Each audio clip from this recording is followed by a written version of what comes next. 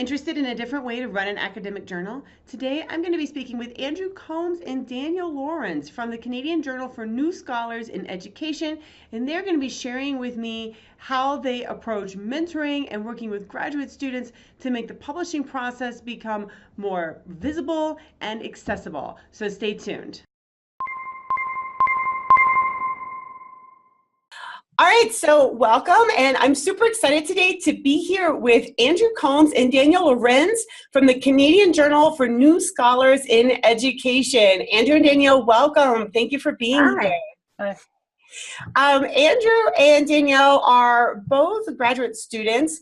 Andrew is at Queen's University in Ontario, and Danielle is at the University of Alberta in Alberta. And we're going to be talking today about their journal. Andrew being the associate editor, Danielle being the managing editor. They're going to share with us a really interesting model, I think, that really helps graduate students understand the publishing process, but then get some really explicit help and mentoring in what it means to write and publish, and also, I'm sure, to run a journal. So I'm hoping if you guys could just maybe say a little bit about the mission of your journal, what it does, what you're trying to achieve with it. Sure. Andrew, do you want to start? Or Sure.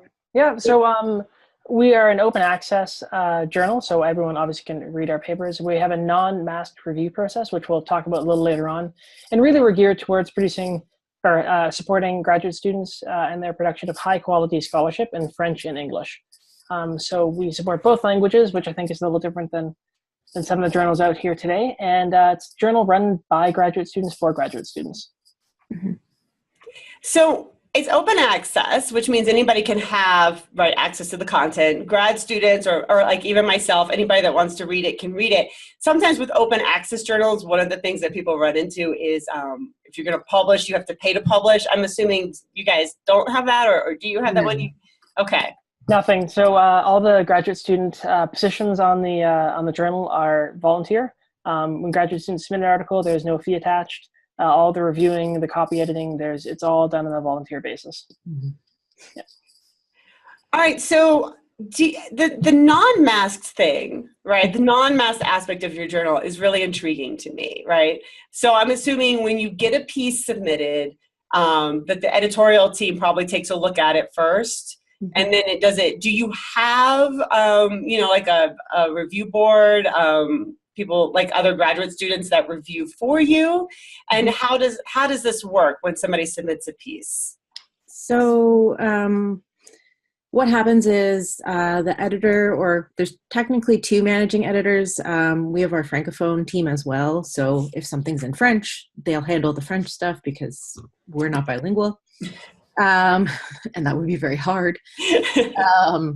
So I'll get a notification that we have something in. I'll read over the abstract, make sure the paper fits in with the journal scope. If the abstract fits, I'll read the rest of the paper, make sure it fits again.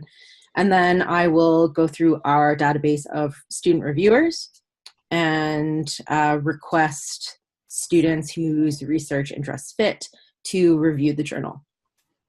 And that's basically what the process is. Yeah, but your paper's not masked, right? When it goes out for review, yeah. That has been, I think, from what I recall, has been with the journal since it started. And the reason for that is for accountability purposes, because there's this, like the stereotypes and the memes about reviewer two, that because they get to be anonymous, they perhaps will say things that are unkind or very mean. Whereas here, if you have someone's name that you're reviewing and someone has your name, once they get the review, you are more likely to produce or give like kinder feedback that's more meaningful, rather than just like, no, bad, good. You'll actually write stuff in sentences. And we do get a range of kinds of articles that are submitted. So you have like the research articles, so empirical research. We also have position papers where a graduate student will just knit together their experiences or some literature to defend a position. And then we have lit reviews, so they're the classic, and then book reviews. So it's not just one kind of graduate student writing we're accepting, it's a whole range. Right. It sounds like it very much mirrors a professional journal. Yeah. Yeah. Right. Yeah. So that's interesting. So if I submitted a paper to your journal, you would send it out to reviewers with my name on it. Mm-hmm. They could know me, right? Mm-hmm. I mean, if our research interests are somewhat aligned, I mean, do you try to avoid things like if Andrew and I were best friends, even though Andrew might have really good expertise, would you try to avoid sending Andrew my paper? So far, I tried to keep people in the same faculty not reviewing each other's work, just in case there might be a conflict. But other than that, I don't really pick and choose, for lack of a better word, because we don't have a huge database of reviewers. And for many students, this is the very first time they will get to review. So I want to make sure they have an experience and an option to do so. So, yeah, and we've put out 17 issues sort of over the length or the life of the journal, and I don't think we've run into an issue yet with it. So it seems to be working out fairly well. I would wonder too, like when people that have had this experience as a reviewer for you, when they go to review for a journal where everything's blinded, I would wonder if they are kinder. Do you know? Do you happen to know if this has sort of transformed how they? It might not, maybe not necessarily transform, because if it's their first experience, then it just might be how they learn to review, right? So then I'm just wondering if that then carries on with them when they leave. I think it's really interesting. Hopefully it has. I mean, if it hasn't, that's, what Danielle mentioned about the memes and reviewer 2 being brutal, I mean, that's not a very productive way to get feedback. So if it softens people's language a little bit as they move forward in their career, or it makes them think twice about, do I write a negative comment or a constructive comment, then I'm thrilled. I can speak from my own personal experience, having published in the journal before I was the managing editor. I actually published in a different education journal first, went through the MASK process, and then published with CGNSE. And I found that I liked the accountable process much more, because the comments were much more productive. In neither case was I really getting blunt or rude comments, but it was like, okay, like, I see what you're doing here. Maybe you should try this, rather than just no. So I found it much more productive and much more helpful. And I've tried to do that in the reviews I've done so far, just because I know what it's like to get really bad feedback and how demoralizing it can be, and also just not helpful. Yeah. So your journal, it says it's built on a mentorship model, right? Can you talk a little bit about what that looks like? Andrew, do you want to go first? Sure. So we have a structure built in the journal, so that there's sort of a logical sequence, I guess a decision-making sequence going up. So at the top is Danielle, who's the managing editor. And then below her is myself as associate editor.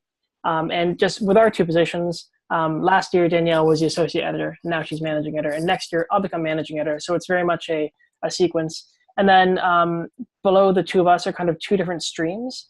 The first is a copy editing team, where we have senior copy editors and associate copy editors, and again, they copy edit papers, but then associate copy editors can become senior copy editors in later years as they gain more experience and mentor the new members of the team. The other stream are the reviewers, where we have reviewers, we have review mentors, and then we have senior review editors. So there's, again, sort of a structure built in.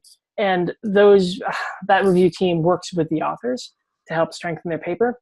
Again, mentoring them through that process that I think Danielle spoke to a little bit before.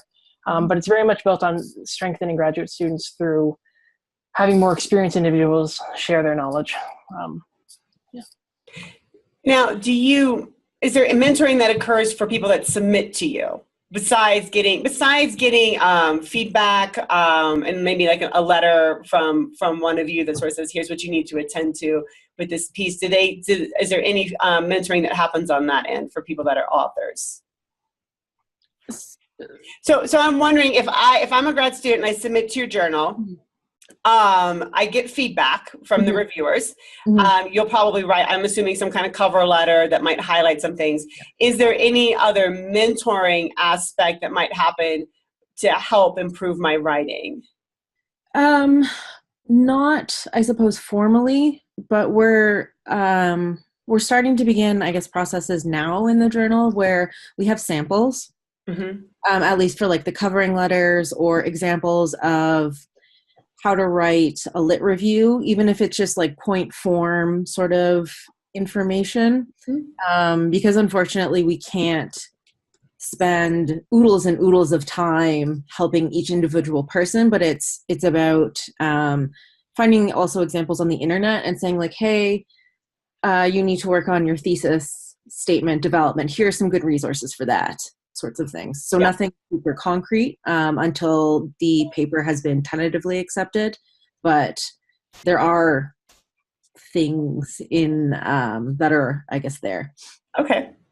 The thing that is really interesting about your journal, yet another thing that's really interesting about your journal that I want to highlight is it's you and Andrew live on opposite ends of the country, right? So you've got, and then your like your copy editors, obviously the reviewers can be anywhere, but like your team is just spread out completely across Canada. So to work on this journal, you don't have to be a student at Queen's University or the University of Alberta. You can be anywhere, right? How does that work? Do you solicit, across all universities? And what have you found in terms of being able to have an editorial team like that as graduate students that's spread across the country? Yeah, so we have, we put calls out for all these positions so at the end of the year. And all positions are open, with the exception of the managing editor, just because of that sequence. But all of our positions are open. We post on Twitter, through listservs, through institutional listservs. I think most graduate students get a couple emails from us about it, so they have many opportunities to apply. And then for working together, it really helps to sort of go into the position understanding that it's an online environment. And I think in each job posting, one of the first points we say is like, you have to be able and comfortable to work online, to have these meetings, to respond to emails quickly, to respond to them, promptly, whatever you have to do. And if you can't do that, the work in this journal may not be a very good fit because we rely on it. I mean, there's no way I can fly to Alberta to see Danielle every time we need to meet, although that would be nice.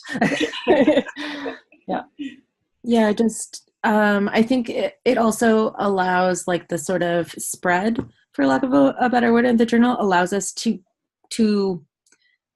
gain different kinds of student experiences, because someone who's at Queen's is going to have a different experience than U of A, than University of New Brunswick, than UBC, just in terms of how they've learned things, what they've been taught, their courses, their interests, what faculty they're working with or not.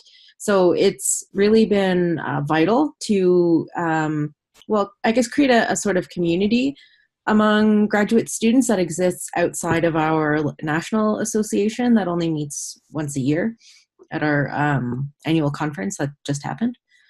And also we're the Canadian Journal for New Scholars in Education. And if we had all of our editorial team from one institution or two institutions, it'd be really hard to make that claim. Yeah. Now, do you have a faculty member? Is there a home, like sort of like a home base, the buck stops here, like a faculty member that sort of oversees everything, that if there's a problem or an issue, something that you guys need help with, that you can go to? Yeah, we have an editorial board where when we have concerns about something, anything, we contact them and they give us their feedback or their advice. We're sort of in this new time, I guess, in the journal where we'll be, I don't want to say getting a new board, but adding to the board that we have and making sure everyone's roles are fleshed out and those sorts of things. Yeah. So, and then obviously I'm assuming it's only it's the Canadian Journal of New Scholars in Education. So that's who can publish in the journal, right? So real quick, like why should they, what's the benefit of publishing in their journal, in your journal? Why should Canadian New Scholars in Education seek this out? Well, as Danielle mentioned before, it's a great first opportunity. If you've never submitted to a journal, it can be pretty daunting, not understanding the review process, or when you get a revise and resubmit, what does it actually mean? And our journal can sort of walk you through that. in both a friendly but in a rigorous manner. So you after publishing here, you sort of feel confident enough that, okay, first of all, I know my writing is solid. My ideas are good. I've gone through the review process. I know what to expect. Now for my next paper, I'm going to try for a blind peer review process and see what happens. So it's a confidence builder, a skill builder, and then also just establishing those connections, because that peer review or that peer reviewer you had for your previous paper, maybe you want to email them again for your second paper. Be like, hey, I know you're really busy, but I'm submitting this other paper to a different journal. Could you give it a read over? Because you read over my previous work. Mm-hmm. Yeah, I don't think I have much to add. All right. Well, thank you guys both so much for taking the time to do this. I think that what you have there is really special. I mean, it gives graduate students this opportunity to learn about what it means to be an editor, right? And what the publishing process looks like from the inside. But then it sounds like it's got this really unique way of supporting and nurturing beginning scholars into the publishing process. So just like you said, Andrew, so that when they, even before they graduate, they have an understanding of the process, but they also have confidence, which I think a lot of new scholars struggle with is, am I good enough to publish in, these particular, top tier journals? That people often think that they're not, even when that's not, an accurate depiction of who they are. So I think you guys are doing really great work. You've got like this really wonderful model that I hope people will watch and, learn from and think about how can we take these ideas and apply them, to different journals or to new journals, all around the world. So thank you so much for joining us and taking the time to talk with us about it. Yeah, it was great to speak with you. Yeah, thank you for having us virtually, as we're not in the same place, obviously. All right, so thanks for tuning in to listen to this interview with Andrew Combs and Daniel Lorenz from the Canadian Journal for New Scholars in Education. I hope you learned a lot about some different ideas for how we can think about peer review and mentoring graduate students into the publication process, both on the editorial side and also on the authorship end. So go ahead, head on down to the comments, and let's talk about, are there questions that you have for Andrew or Danielle about their process, about the journal? Again, it's the Canadian Journal for New Scholars in Education. It is specifically, you have to be a Canadian new scholar in education to publish in it. But what questions do you have about the model and some of the things that they do and how you might apply that to your own work? What are some interesting things that you've learned about the journal? We would love to hear about that. We look forward to hearing from you in the comments and helping you on your academic journey.